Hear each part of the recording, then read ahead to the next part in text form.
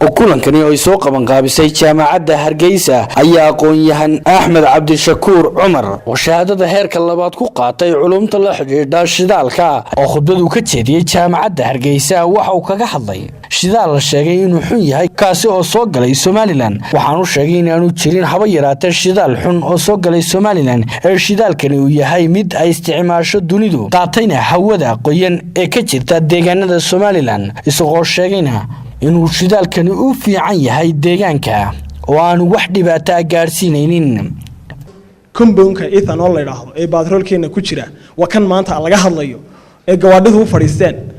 biyaha aragti baa ka dhaxaysa high affinity aad buu soo jeedataa biyaha batroolkii marka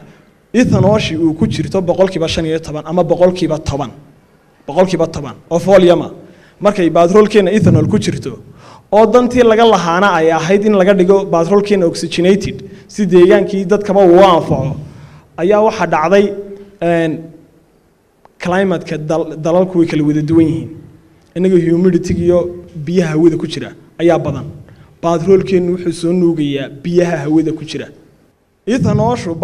markay biyo soo nuugto iyadoo batroolkii ku jirta sabab dabeetana batroolkii uu biyo soo dhex galaan waxa meeshii ka dhalanaya in la helo batroolkii iyo biyo leh laakiin lama arko marka uu nuugayo lama arko markuu batroolkani uu ka absorb garaynayo humidity-ga water vapor-ka lama arko laakiin biyaha uu hawada kala baxaya marka uu xadka ka baxo marka dambe uu goostaa gaar phase separation wax la yiraahdo dhaca phase separation-ku muxuu yahay waa in biyaha iyo batroolku ay kala baxaan oo ay sameeyaan laba dabaqadood oo aan isku milnayn tusaale ahaan biyaha iyo saliiddo kale problemka batroolkeena haysta maaha problem xayreed maaha mushkiladda maanta jirta waa phase separation ee ma aha batrool waa phase separation baan haysta batroolku waa batrool la isticmaalo Mareykanku 1991 ayuu bilaabay inuu isticmaalo deegaankiisa iyo mustaqbalkiisa ayuu isticmaalaa aqoon-yahankan ayaa ku taliyay in shidaalka laga ilaaliyo hawada in batroolkeena laga ilaaliyo oo laga controlo muxuu ahaa humidity-ga hawada in laga ilaaliyo hawadeena batroolkan iyo hawadeena in la kala ilaaliyo oo xaq maxay ku imanaysaa in haamihiina si wanaagsan loo xidho oo lagu shubo booyada si wanaagsan loo xidhay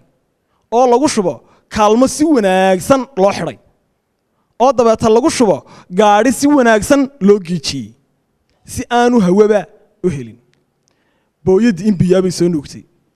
kaalintii markii daboolkii bay ka qaado already haantii way buuxdaaba hawo ay buuxdaa waa lagu shubay hawo kale sii nuugay gaariga marka lagu bam gareynayo